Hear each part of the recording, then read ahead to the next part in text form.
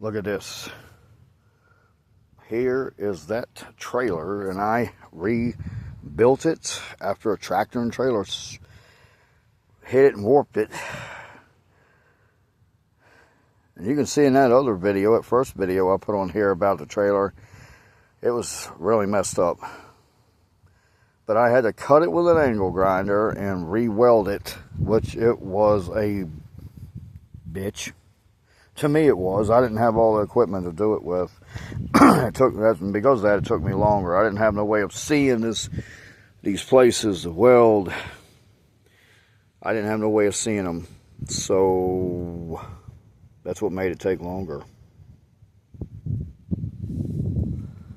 And it ain't even welded all that great. I had to put pieces of patch metal on that, you know, because this white piece of steel tubing wasn't long enough, so I had to put pieces of patch metal on it to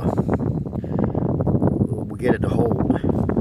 Weld them on there and get them to hold it. And this here is still yet to be welded. It broke. I just put that together like that. Like I'll put it together like that and go weld it like that.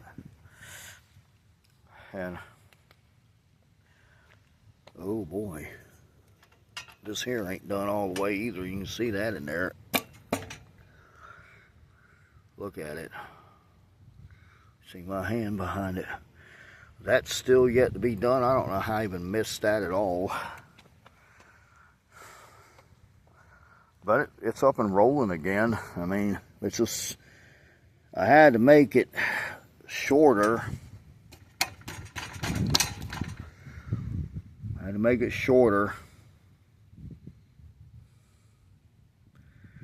And I didn't go through a big deal of welding it like I did the first time. I kind of just tacked it together because, you know, it's not going to be holding that much weight. Still, there's quite a bit of work to be done to that trailer. It still isn't all there, but it's up. Even you can tell, look at it and see the wheel on the right side is kind of warped. But that wheel looks like a wheel on a cartoon book of a Mickey Mouse in his car. You know, but it's enough to, you know, to get by now. I mean, you could pull it a long ways. I got new tires, new inner tubes on it. To straighten this wheel out, what I'll have to do is cut this part here, like this entire piece of metal. I'll have to be cut off, and I'll leave it bolted to the wheel, or cut it off and bolt it back to the wheel, and then set it all up to be level, and then weld it while it is setting level. That way it will stay level, you know.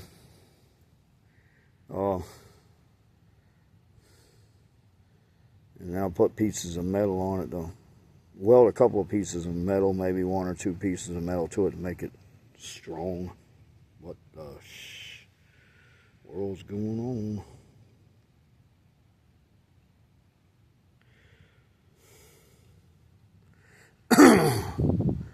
So that is, I don't know why they won't put Teflon or Kevlar inside these tires to make them more anti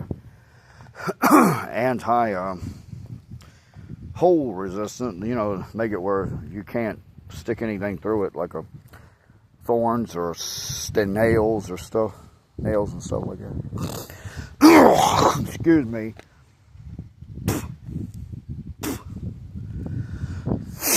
Man, I gotta clear my throat and stuff.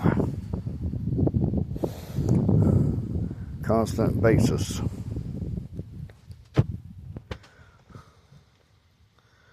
Well, it's smaller than it was. It's not as long and it's not as wide.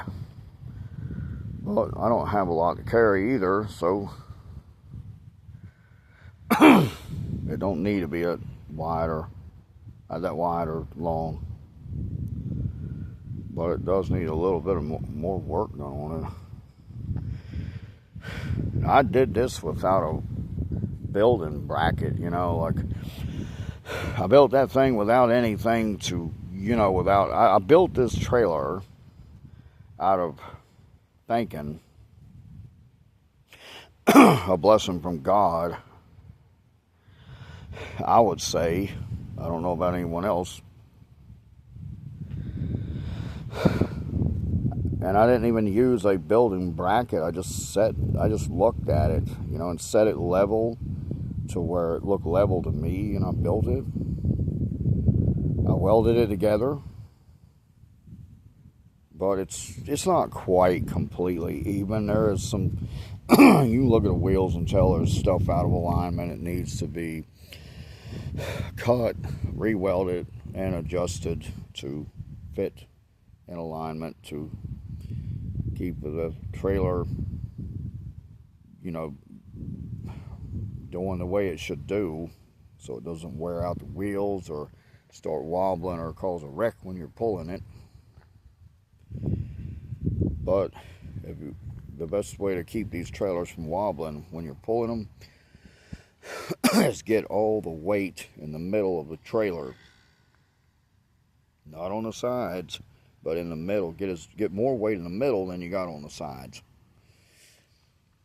Then that's what stops it from wobbling. Now, if you're hauling really lightweight stuff, it doesn't weigh a lot. Now, you might put, you know, like 5 pounds or something on the side of it, and that might not be as bad. But if you're going to put like probably 50 pounds on this side, you would need 50 pounds on this side to even it out so it doesn't wobble. Because if this thing wobbles, you know, you're especially pulling it with a mini bike or moped or bicycle, if that trailer starts wobbling and you can't stop it, it's going to turn over. It's going to flip. You know, it's going to, you know, it's going to flip. It's going to do a Lee Major stunt flip, and it's going to jerk your ass off that bike. It's going to jerk that bike down and turn it over, unless you have a thing that spins. Like you need something round to connect this, something that'll spin and turn like a bolt going through a piece of steel, but not tighten down, but just, you know, tighten enough to where it's going to hold it, but not clamp it. And then it could turn like that, but you'd have to have the bolt inside of a piece of steel, and the piece of steel welded to this, and what you'd have to have a nut and a lock nut behind it so it doesn't come off if you turn that way. But you can't let this thing move too much. You can't let it go forward too much, or you know, backward too much. But if it goes forward too much, it's going to ram into something or hit your tire and cut it and punch a hole in your tire, and you're going to stuck a flat tire on the side of the road. It'll ruin the tire. You can't fix it. If you can't fix it,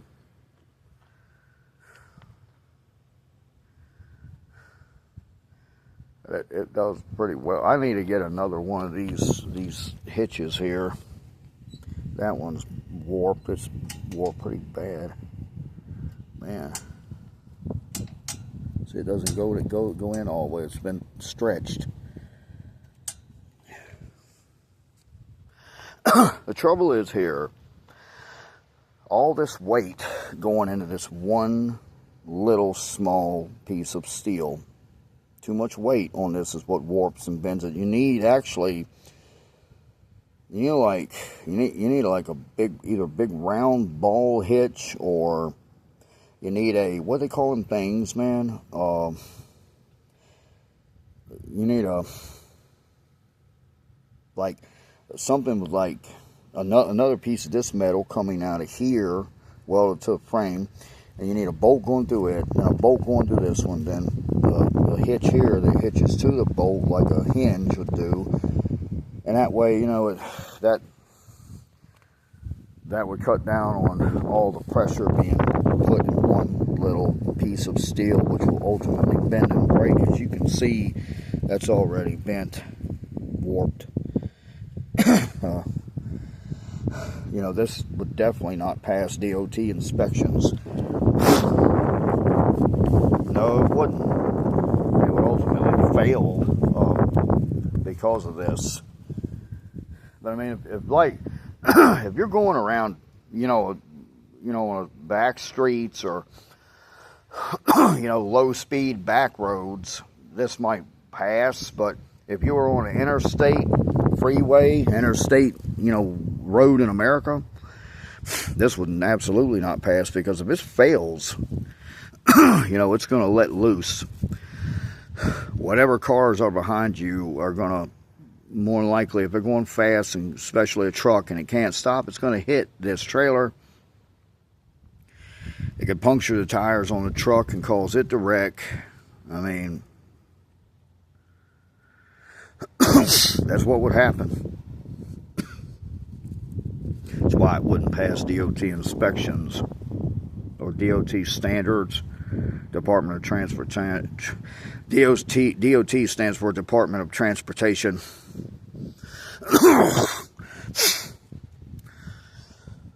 No, it wouldn't pass inspection. But you could use it on a back street or street, you know, it's much safer, where there's not a lot of fast traffic, where it's only like 20 miles per hour or something, or maybe 30, but anything above that, nope, too dangerous. The thing about it is, this trailer could hit this trailer's not safe. I mean, it's not, you know, I mean, it's a useful trailer. I mean, you can pull stuff with it, but it isn't all that safe. I mean, especially for interstate, you know, interstate road use, like state freeways, interstate roads, because I'm going to tell you, man, if you're doing 40 miles an hour pulling this trailer, and what's going to happen is, even if the trailer doesn't wobble and you keep it straight,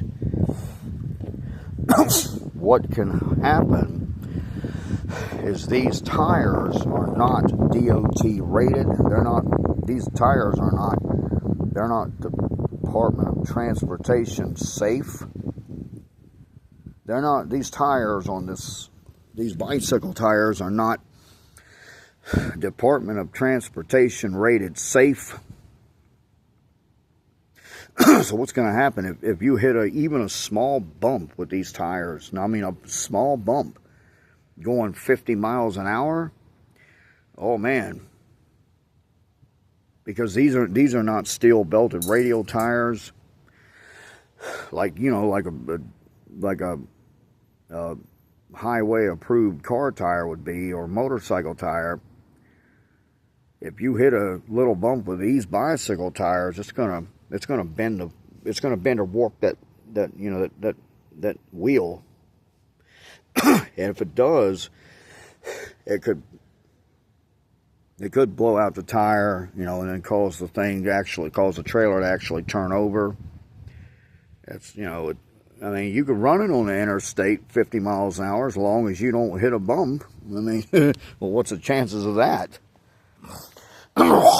Excuse me. I mean, yeah, if you can keep it going straight and smooth without hitting anything, if you can, you're okay. But even a little bitty rock, even hitting a little rock would turn this thing over. A small stone would cause that trailer to blow the wheel tire out, or bend or warp or break the wheel, because it's so weak. It's not DOT approved. If that wheel was DOT approved, it would have probably 8-gauge spokes. They would be real big. It'd be like a motorcycle wheel then, you know, big spokes, thicker steel rim, or aluminum. But anyway, it would be much stronger than this. it would be rated to hold up at least 300 pounds. But this isn't. And it connected to that, you know, that there. This looks like something you'd see on a farm somewhere. Although I have pulled it over the road. I've pulled it over roads that have highway speed limits of 45, 50 miles an hour. One time I built a motorized bicycle and I rode it on Interstate 81 in Virginia for a couple of miles. It would keep up with traffic. But the bicycle, it had wheels like this on it, because I took in a Predator 212 engine, you know, that you buy at Harbor Freight Tools, and put on this 20-inch wheeled bicycle. And a bicycle had wheels like this same kind of wheel, same kind of rim, and actually the same kind of tire. But you know, it would do the interstate speed. It was comfortable riding on the interstate. But there again, man, these are not DOT approved tires. They're not highway safe, and the wheel isn't either. And if I would have hit a bump, boom, it could have blew the wheel, you know, broke it, or warped it, you know, then broke it. Anyway, you know, I would have ended up on the asphalt or hurt, or could have got run over. I mean, that is something you don't do, is get something like this with these kind of wheels on the interstate. You know, especially when there's a load of traffic on the interstate, because of the dangers of, you know, the wheel failing, man, or the tire blowing out. They're just not rated. But I don't know why in America, though, they will not make a DOT approved wheel like this. You know, it wouldn't have to be a lot bigger than this. I mean, it would be somewhat bigger. It would be like at least another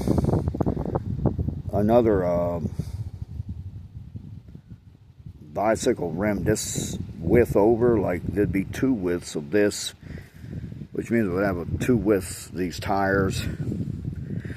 Like, the tire would be as wide as this, plus another tire like this, like that wide, and the spokes would be like much thicker and stronger than this. These are only 14 gauge spokes. If they would be at least 8 gauge or 7 gauge spokes, they'd be real strong. A tire with a wheel like that could be DOT approved. I mean, that would work. It would be safe. But you know what's really messed up is they do not make wheels like that in America. They don't. They do not make those kind of wheels that you can just walk in them. You know, a tractor supply and buy, and you can't buy them from a motorcycle place. You can buy a Honda or Yamaha, you know, TW90 dirt bike wheel, or TT, whatever it is, Yamaha dirt bike wheel, a Yamaha 90cc engine dirt bike wheel, which is about, it's not as big as this, but it's strong. I mean, you could buy them, but who wants to pay $500 for a freaking ass wheel? Because if you buy a Yamaha, that's what you're going to pay. If you buy a Honda, any of those Japanese companies, motorcycle parts, you're going to pay $500 for one wheel. And who in the shit is going to do that? I know I wouldn't. I'm not going to pay that much, man, for a wheel. That's insane. But you know why they get it? You know why these motorcycle companies like that, these Japanese rip-off motorcycle companies get paid that much? Because they have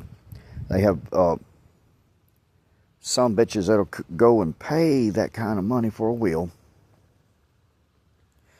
And of course they're not, well, that's more than a car wheel costs, $500 is. But, you know, let me tell you something now. Here's where it goes, this shit about these Japanese motorcycle companies and all that shit. And that's what it is shit. It's, you know, it's messed up. It's wrong, unfair. It's not the way it should be. If I took a stamper that stamped big white letters on anything and I put Kawasaki across the front of this, or Yamaha or Honda, put it on the side, you know how much this thing was, you know how much this trailer would sell for? Probably $500. If it has Yamaha stamped on it, look out, because there's going to be a hell of a cost behind it just because of the name Yamaha. I mean, a pair of, you know, if you can imagine what a pair of tennis shoes would cost if it said Yamaha on the side of them. You know, that's you're buying the name. Just like a Chinese man that sold Coolster dirt bikes, which are Chinese dirt bike, once told me. He said, when you buy Yamaha, you're buying the name. When you buy Honda, you're buying the name. He told me that after I asked him, why does Yamaha and Honda dirt bikes cost so much more than a Chinese Coolster dirt bike? And he told me. And that's really sad. Real sad. That's a bunch of shit. But hey, that's the way it goes with the rich, man. I mean, you could take a turd of shit and stamp, you know, Yamaha on it, and a rich person would give you $500 for it just because it has Yamaha stamped on the side of a nasty, smelly turd.